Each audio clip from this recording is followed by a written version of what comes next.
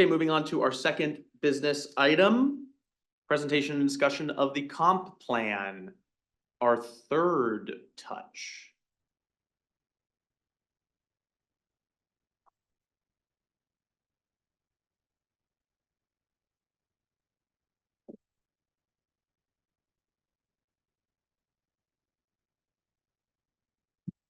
Good evening, Mayor, Deputy Mayor, council members. Thank you for having us back again. We'll continue this dance for day. We are actually joined tonight by our interim Public Works Director as well, Glenn, and he will be talking a little bit about the transportation element, the transportation master plan. Some of the topics we're going to cover tonight include the health, environmental, and infrastructure elements. We're going to go over the transportation master plan, as I mentioned. And we also have a resolution for the multifamily tax exemption. So we're going to be asking you to make a request and go approve the ordinance or the resolution, which will actually let us set the public hearing for the multifamily tax exemption, since we're looking at changing the boundaries for that. We do need to have a hearing for that, and we're looking at that for September 23rd.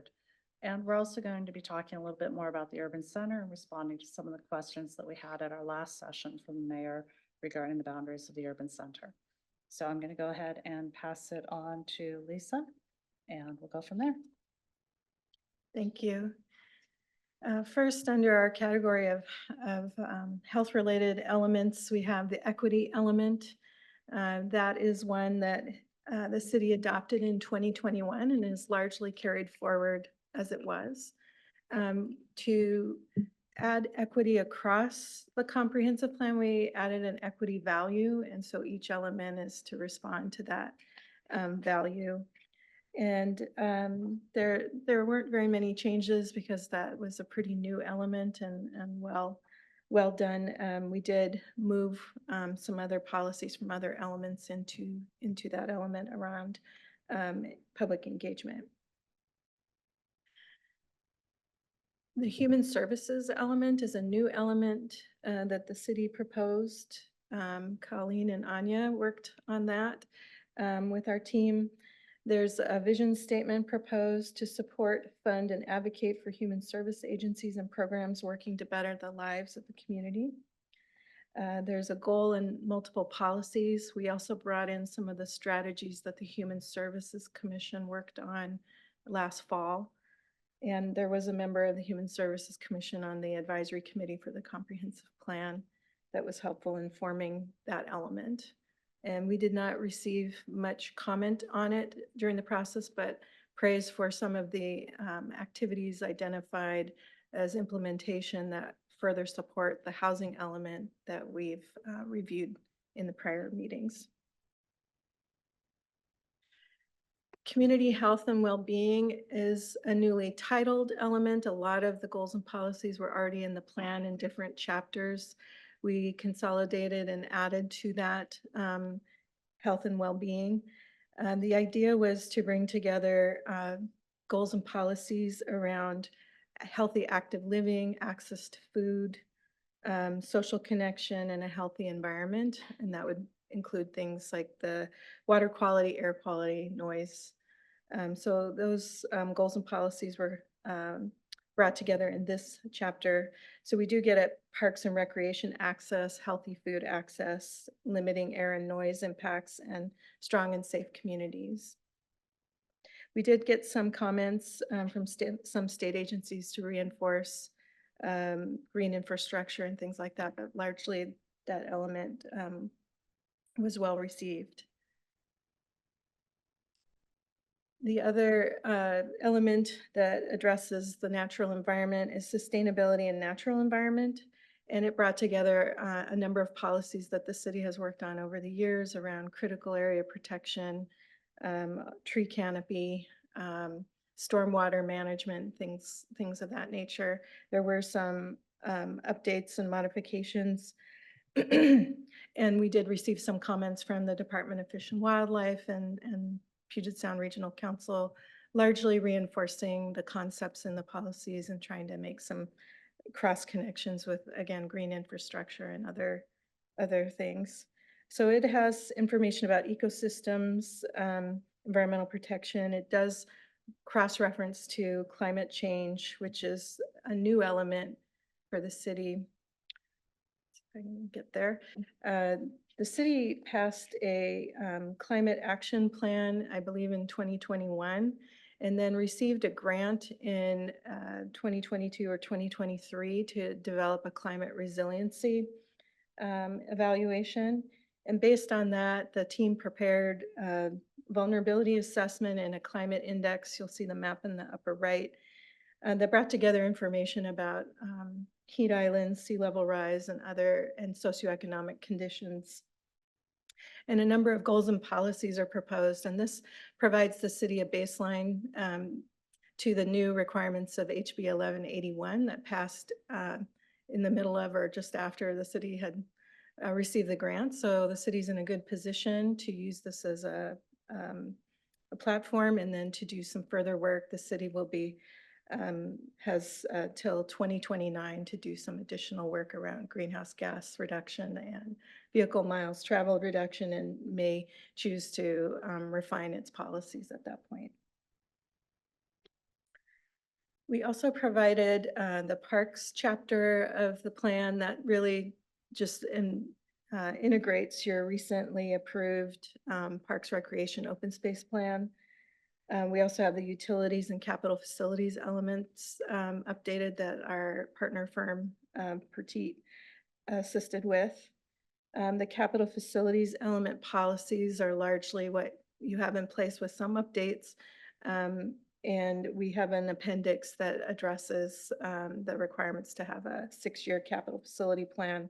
It also references the city's capital improvement program in your budget, and it makes reference to the parks plan and to the transportation master plan that we'll talk to in a few minutes. And then we also wanted to bring forward the Embaum Boulevard Park Community Plan. That's considered a sub-area plan. It's integrated or incorporated by reference into the plan. It was the result of 2+ years of community engagement, and it helped lay the groundwork for some of the citywide work on mixed use and multifamily zoning in the city. So the version that came before you was the version that went to the Planning Commission, plus it reflects the future land use and zoning changes that the Planning Commission recommended in that area. It does include a number of goals, policies, and strategies around both land use and also infrastructure improvements and environmental protection. So I think that brings us to the transportation master plan, and I'll let Glenn go through some of these slides. Yes, go for it. So good evening. Is that picking up all right? I just want to make sure. Okay, so we're gonna go over the TMP process. It somewhat mirrors the comp plan and the similar process that we went through. Of course, getting existing and future conditions, putting some goals together, which we'll go over in a minute, and then talking about funding availability. I think one of the things that we talk about in the project list is that we receive a lot of public comment here in this venue on pedestrian bicycle, and so you'll see that reflected in this process, because that reflected through the entire process as went through it. I will tell you, I joined the process about the project list part of it, and so Maya and Robin did a lot of the work with the team before that, and then I've worked with the team since then. So we have a draft plan, and we're here moving forward with the final steps of the legislative process. So there we go. So to go over the project goals, I'm not going to read the vision part of the process, but I did want to highlight the 5 main goals of the process. Connectivity, of course, that is our main part of the transportation for safe and accessible way to move throughout the city. The travel options, as I spoke to earlier, are, we're speaking to not only the travel way for the cars, but also for bikes and pedestrians. Equity, to make sure that we have equal access and provide access to the least to our system. And then, of course, we have, as part of that process, we have newer parts of our city that have been added, and the growth of a city like Burien, from where it's come from, has created some challenges there that this comp plan, this TMP addresses. Economic development, of course, is a big part of the process, as that is the engine for the city, and then the financial engine. And then strategic funding, which is always a challenge in the city to be able to provide these opportunities. So we went through a number of the project evaluation piece, which came from our consultant, but also really largely was driven by the public part of the process. And so I'll just go over the weighting. 30% is travel options. Connectivity is 25%. Equity is 20%. Economic development is 15%. And then the strategy is 10% of weighing as we're doing project evaluations. I will say that has, I mentioned, I think in the TIP process, that would drive a new TIP process. And these project evaluations were not used for the prior one specifically. So that's going to change your priority from 26 on. So you'll see that reflected in all of your future plans as this is adopted. So I'm just going to go, the map is not easy to read, and it's easier to read in the plan, of course, if you have it printed. But I wanted to highlight that the intersection improvements are always a big part of this. Bicycle projects, I'll talk a little bit more about, in pedestrian projects. Complete streets is I believe there's an ordinance for that already, but that'll be brought in further. And then you will see one of the challenges I think that I'll talk about in funding is how we fund all of these components in a one project. So you want to be able to move forward with high level projects, but our money is only limited. So we have to make some difficult decisions as we move forward on which parts of these get funded and how it is. And again, we use the criteria, evaluation criteria, to do that. Let's see. That's it. Okay. Is that it? It is. Oh, okay. I before I go any further, then I want to talk just a little bit about the funding process. Burien has had a great reputation with the granting agencies and has done a fantastic job over the decades in getting a lot of support, leveraging our money to get other people's money to deliver projects. That will seek to be ramped up, I think, as we move forward with a lot of these. There are a lot of opportunities. One of the challenges has been in the past is, do we have big enough projects to take federal money? And some of these projects are starting to reach that criteria. And the reason is because it's a heavy lift to accept that money and then deliver all the reporting components. So it costs a lot of money to take that money. But Burien, as you move forward with the new criteria, the size of growth and funding on, particularly focusing on economic development and equity, we will likely be able to leverage some federal money in the future. So back to you. Thank you. So one of our other items in your packet was, as Liz mentioned, a resolution to set the hearing for the multifamily tax exemption proposal. And the hearing date would be September 23rd. The boundaries are based on the proposed mixed use and multifamily zoning. The Planning Commission wanted that incentive to apply throughout the city to similarly zoned areas.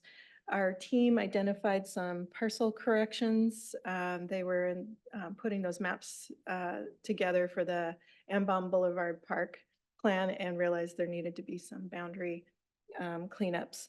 So the map that's on the screen has some slight differences with the version that was in your packet. And so we would, when it's the appropriate time, when you make a motion on this resolution, if you could make a motion to approve it with the corrected map, that would be ideal. So we can swap that map in, but it was as a result of doing those other document revisions. And then our final slide in our presentation is on the urban center. Sorry for the size of the text. But the urban center is a planning district promoting mixed use, are oriented around housing, jobs, commercial and cultural amenities in a compact area. The idea is that these areas are prioritized for funding at the Puget Sound Regional Council. The city has had the area identified for quite some time, but created a plan in 2021 because PSRC required that all regional growth centers, even if they had been approved years ago, have a plan approved. The Regional Council has some criteria for the sizing of the area and for activity units, which is a certain sort of density of jobs and people. And so there is a process to amend the boundary of a designated center. There's sort of a minor amendment process and a more major amendment process. The Planning Commission made a 10-acre change, which would fall under that minor amendment process. If we were to add additional areas along First Avenue that are not in the urban center to the north and the south and to the medical campus, that would be a more of a major amendment. It would add over 100 acres. So it would require some additional work to do that. One thing that we were thinking of in reviewing the criteria is that the character of First Avenue, the transportation and block size is quite a bit different, and the medical campus is kind of its own as well. So one option would be, continuing the urban center as it is, more organized around that sort of more traditional block and street pattern. Incentivizing master plans for those larger areas might be another way to go to achieve sort of economic development goals there. And so I believe some of the incentives that are part of the proposed plan, such as for the Fred Meyer area, is to promote mixed use and multifamily and hotel, not just there, but elsewhere on First Avenue. And the criteria include developing some kind of master plan and public benefit opportunity. So those might be some other ways to get at sort of highlighting those areas, but recognizing they have a different character that might warrant a different pathway. Oh, yes. Liz is advancing on her laptop and I'm thinking it magically happened. So this is the schedule we've been working on and working towards. So we're in the middle there, August 19th. Our next session on September 9th would be to then turn from the comprehensive plan to zoning code amendments. And then the hearing is on the 23rd. One option might be to add a study session if you are already in session on September 16th. Between the 9th and the 23rd, that would allow you 2 sessions on the code before you have the hearing. That's an option. And then there's still time for deliberations after the hearing with the proposed adoption on October 7th.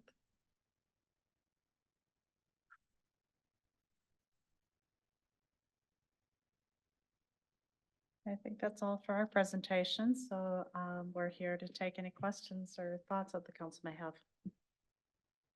Thank you very much, and I appreciate the creativity and thoughtfulness of how can we work on developing the medical area as well as First Ave, recognizing the limitations of what's in front of us right now, but what we could do.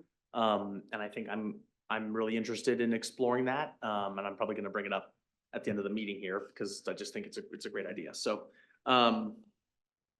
any questions from folks / can someone move to adopt the resolution that Liz is requesting us to adopt in order to begin the public hearing process to expand the MFTE in the locations they identified in the updated map?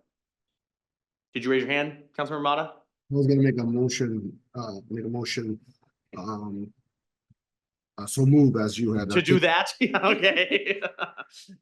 So just to reiterate, that is to move to adopt resolution number 512, setting a required public hearing for September 23rd to expand the available locations where MFTE can be utilized in the city of Burien with the updated map.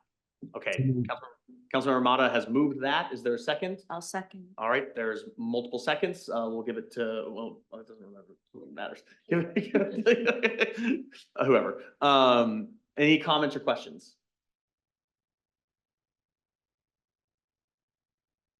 Seeing none. Oh, Councilmember Moore, Oh, wait, is that comments only on the motion? just on the motion for the MFT expansion. Okay. Seeing none, all those in favor, please raise your hand or say aye. Unanimous approval of that resolution. Thank you very much. Comments or questions for the team in front of you regarding anything to do with the comp plan or transportation master plan? Councilmember Moore. I have a few, and the first one, I just have to confess, my power went out while I was reading the capital facilities and utilities section. Which was, in itself was an interesting commentary on the utilities, but I kept going, but it did not have the full concentration I would have wanted to have on it.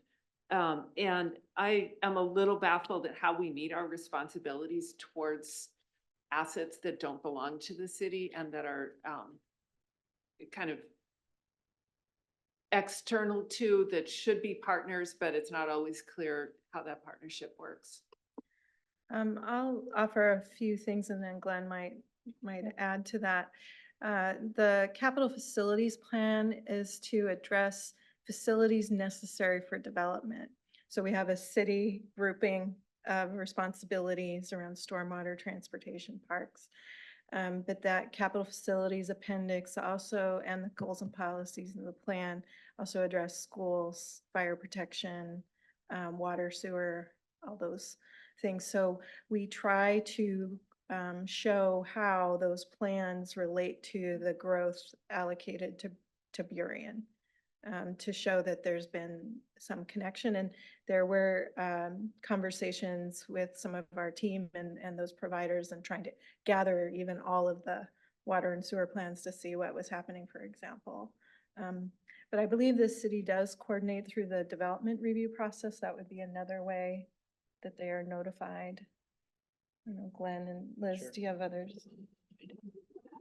So also part of that process is that they have to update all of their comp plans and all of their capital facilities.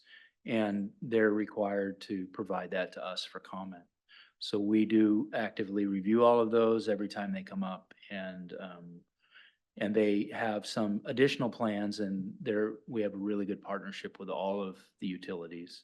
So that's how we influence the process, I would say, is the best way to put it.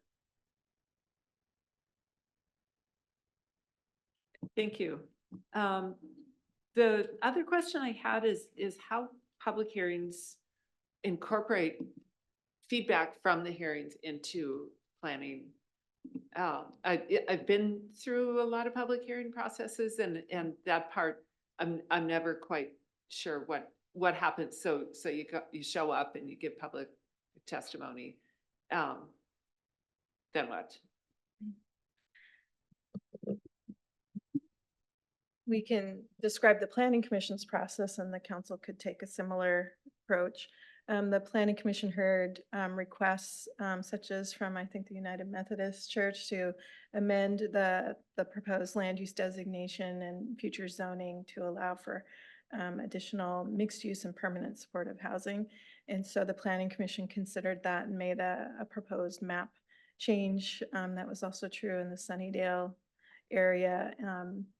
And I think the comments that that they heard too from some folks near the urban center, whether the boundary should be changed. So it tended to be map oriented, but we did hear some comments occasionally that led to the commenter may not have known how to put it into effect, but a lot of times a policy language was appropriate to help put into ideas that they were interested in. I might, yeah, I might just add in that really all of that public commentary is really meant for you as decision makers to hear what are the concerns, what are the things that maybe didn't come up earlier, and then you get an opportunity to weigh those and decide if there's something that you want to direct changes to, or if you acknowledge that, you know, we've heard you and that's wonderful, but we still believe this is the right direction to go for whatever reason. But it's really meant to help inform your decision, very similarly to the environmental impact statement that gives you that information to make these decisions and know what has been considered. Thank you. I mean, it was clear looking at the plan that very hard decisions were made and that everything everybody brings can't, and in some cases mutually impossible to bring out. But I thought this would be a good thing to just have a little feedback on before the public hearing instead of the day of. So thank you.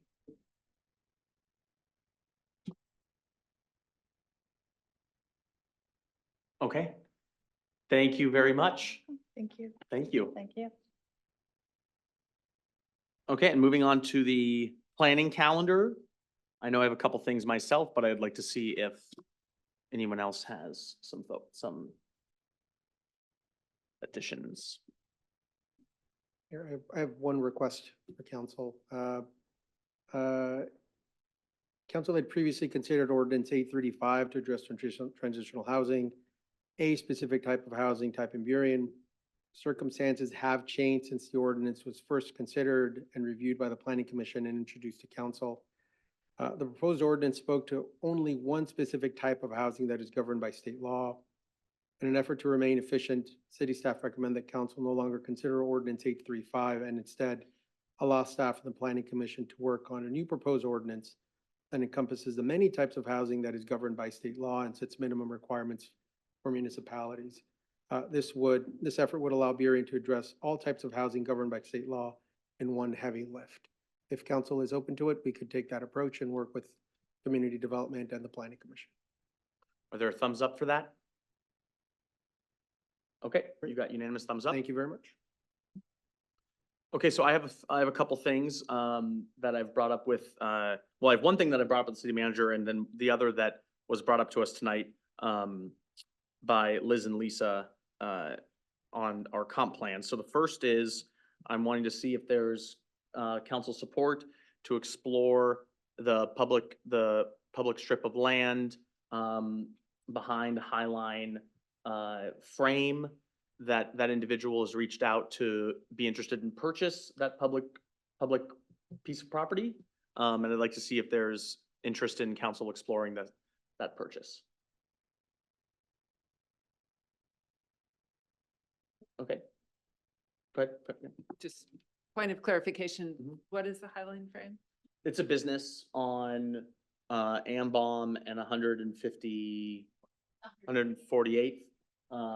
And there's a piece of, there's a like little tiny strip of public land, and he reached out to ask if we'd sell it or if there's interest in selling it to him, but he's interested in buying it Or lease. or leasing it, because it's right at his property. So it's like an alley, it's like a little alley. Okay, there's thumbs up for that.